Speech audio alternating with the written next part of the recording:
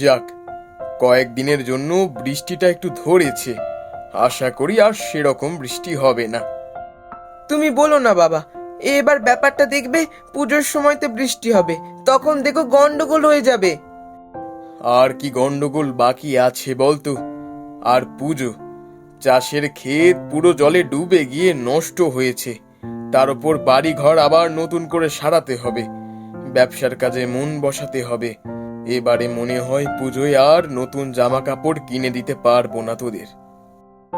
এমন সময় ঘরের ভেতরে পম্পা প্রবেশ করে, আবার তার পিছু পিছু প্রবেশ করে কমলা। কি বলে তুমি বাবা, পুজোতে নতুন জামা কাপড় দিতে পারবে না? ওই একটা সময় তো আমরা জামা কাপড় কিনি বাবা। আমি জানি, সবই বুঝতে পারছি, কিন্তু অন্তত বাচ্চা দুটোকে তো দিতে হবে বলো। আচ্ছা ঠিক আছে, দেখা যাবে, এখনো 1 মাস বাকি আছে। বাবা, আর মাত্র 1 মাসই তো বাকি বলো। আচ্ছা ঠিক আছে, তোরা যা, অন্য ঘরে গিয়ে পড়তে বস। তোর বাবার সাথে আমার কিছু কথা আছে, যা যা গিয়ে পড়তে বস। পম্পা আর আকাশ বেরিয়ে গেল। ওগো, তোমার সাথে একটা কথা আছে। কালকে চিঠি এসেছিল, তুমি দেখেছো তো? কই না তো, আমি দেখিনি। এত চিন্তিত দেখাচ্ছে কেন তোমাকে? আরে, তোমার খুড়তুতো বোন আর তার মেয়ে আসছে, চিঠি পাঠিয়েছিল। কি বলো কি, বোন আর ভাগ নিয়ে আসবে? তাহলে তো খরচ বাড়বে, হাত যে একেবারে খালি। আচ্ছা আচ্ছা, ও দেখা যাবে। আমি যাই, রান্না বসাতে হবে, অনেক কাজ পড়ে আছে। কমলা বেরিয়ে যায়। রাস্তা দিয়ে হেঁটে আসছে একটা বউ আর একটা বাচ্চা।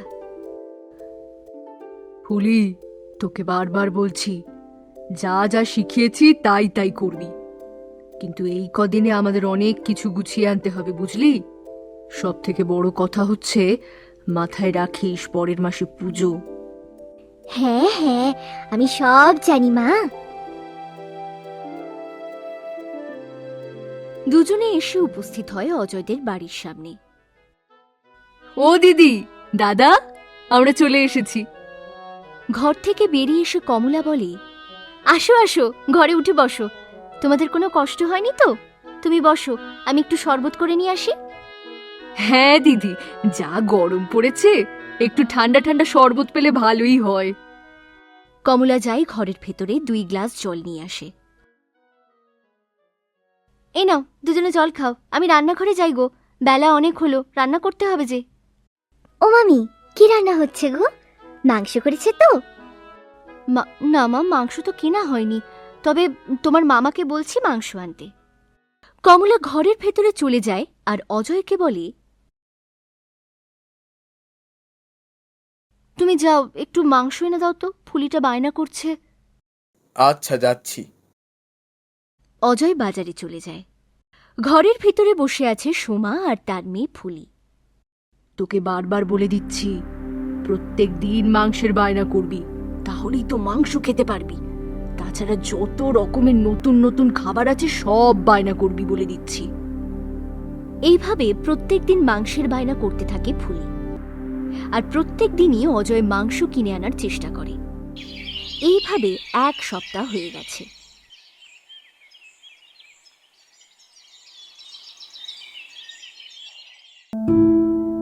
ও বাবা, প্রত্যেক দিনের মাংস খেতে ভালো লাগছে না। বোন আর বোন দিয়ে এসেছে, প্রত্যেক দিন মাংস বায়না করছে। মাংস ছাড়া আর কি করব বলতো?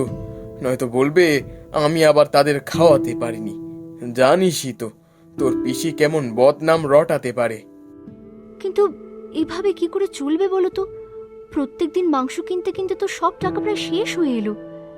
কয়েকদিন ধরে একটা জিনিস লক্ষ্য করছি জানো, ভালো ভালো জামা শাড়ি সব উধাও হয়ে যাচ্ছে। আরে চুপ চুপ, এ কি বলছো তুমি? আমার বোনের ওপর সন্দেহ করছো? ওরা একটু পেটুক হতে পারে, কিন্তু চোর নয়। আরে না না, আমি তো তা বলিনি। আমার নতুন পেন্সিল বক্সটাও পাচ্ছি না। আমার তো মনে হয় কিছু বললেই আবার বাবা বকবে। থাক, আমি এবার থেকে চোখে চোখে রাখবো।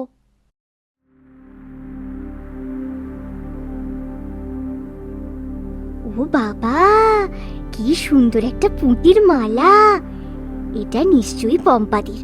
আমি নিয়ে নি, এই মালাটা পরে আমি ঠাকুর দেখতে বেরোবো। তাড়াতাড়ি তাড়াতাড়ি, আর কি কি নিবি তাড়াতাড়ি নিয়ে নে। আর মনে আছে তো আজকে তোর মামাকে কি বলবি?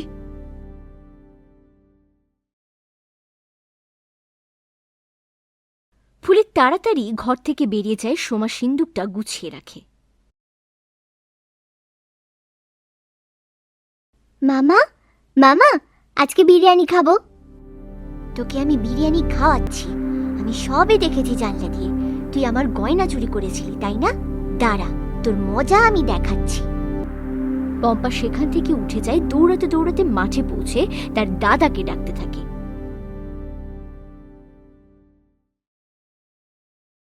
এই দাদা শোন। হ্যাঁ বল।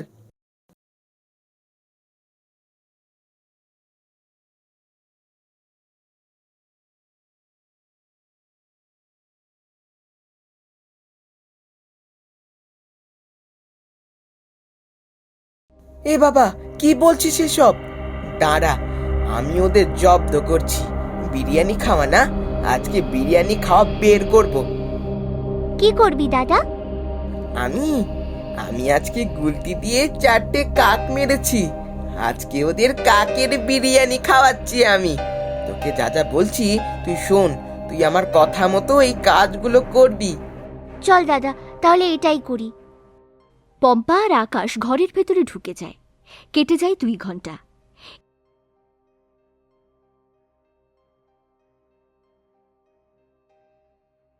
তোমরা আজকে সকলে খেতে বসে যাও, আমি তোমাদের বিরিয়ানি মেরে আনছি। পম্পা সকলের জন্য খাবার নিয়ে আসে। ফুলি আর তার পিসিকে সবার প্রথমে দেয়।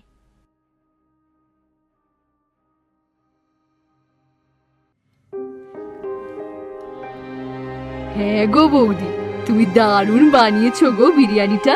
তবে মাংসটা যেন কেমন কেমন একটু খেতে। না তো, মাংসটা তো কেমন কেমন খেতে নয়, ঠিকই আছে, কি সুন্দর নরম। সবাই খাওয়া দাওয়া করে এবার সবাই বসে যখন গল্প করছে অজয়দের ঘরে, তখন হঠাৎ ফুলে কিছু একটা বলতে যাবে, এমন সময় ফুলের মুখ থেকে বেরোতে থাকে কাকের মতো আওয়াজ।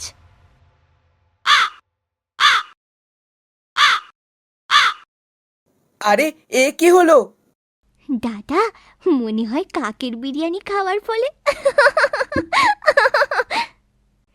এই কথা শুনে সোমা বলতে যাবে, আর সোমাও কা কা করতে থাকে।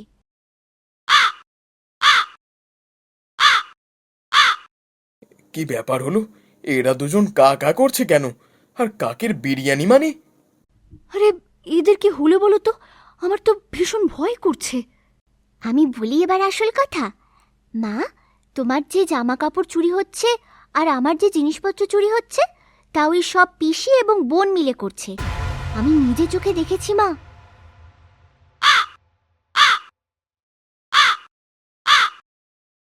আরে ফুলি যে কি বলছে সেটা তো আমি কিছুই বুঝতে পারছি না।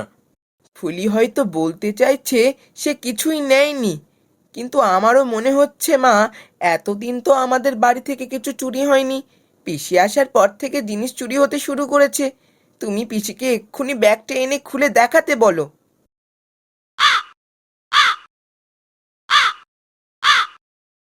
কাকা করলে হবে না পিসি। আমি এক্ষুনি তোমার ব্যাগটা নিয়ে আসছি, আর ব্যাগ থেকে সব বার করছি। আমি এটাও শুনেছি তুমি ফুলিকে বলছো প্রত্যেকদিন মাংস খাওয়ার বায়না করতে, যাতে পরের মাসে তোমাদের মাংস খেতে না হয়। আবার এটাও বলতে শুনেছি ব্যাগ থেকে জিনিসপত্র চুরি করার কথা, টাকা, গয়নাগাটি। তোমরা যদি বিশ্বাস না করো, আমি এক্ষুনি পিসিদের ব্যাগ নিয়ে আসছি।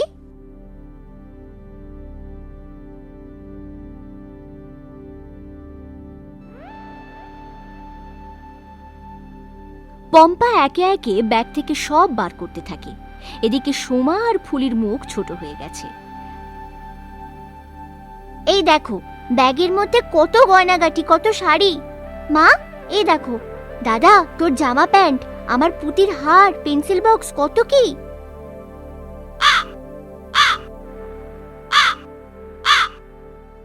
থাক পম্পা, অনেক হয়েছে, এবার তুই চুপ কর। আচ্ছা দিদি, তোমরা একটু ভুল করে ফেলেছো, আমি বুঝতে পারছি, তুমি ক্ষমা চাইছো।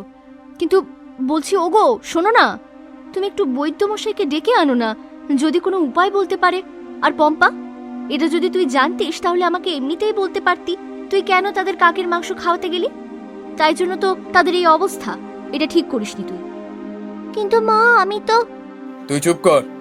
তুমি যেটা করেছো ভুল করেছো। এবার যদি আর কখনো সোমা আর ফুলি কথা বলতে না পারে, তাহলে ভাবছো ওদের পরবর্তী জীবন কি হবে? তোমরা এখানেই থাকো, আর এইটা নিয়ে কোনো কথা আর কেউ বলবে না।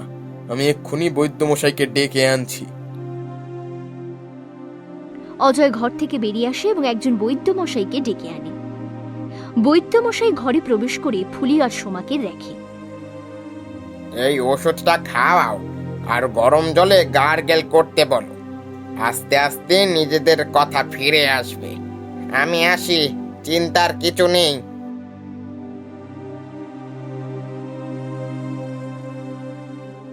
আমাকে ক্ষমা করে দিও পিসি, আমি আসলে বুঝতে পারিনি। তারপর থেকে কমলা ফুলি আর সোমার খুব যত্ন করে, ঠিকমতো ওষুধ খাওয়ায়, জল খাওয়ায় এবং কিছুদিনের মধ্যেই দুজনে কথা বলতে শুরু করে। আমাদের ক্ষমা করে দাও দিদি। ও দিদি, আসলে আমরা তো খুব গরিব, তাই একটু চুরি করে ফেলেছিলাম গো। ঠিক আছে, অত চিন্তার ব্যাপার নেই। এমন সময় অজয় হাতে করে অনেক প্যাকেট নিয়ে আসে। আমি সকলের জন্য পুজোর জামা কাপড় নিয়ে এসেছি। পুজোতে আমরা সকলে খুব আনন্দ করব।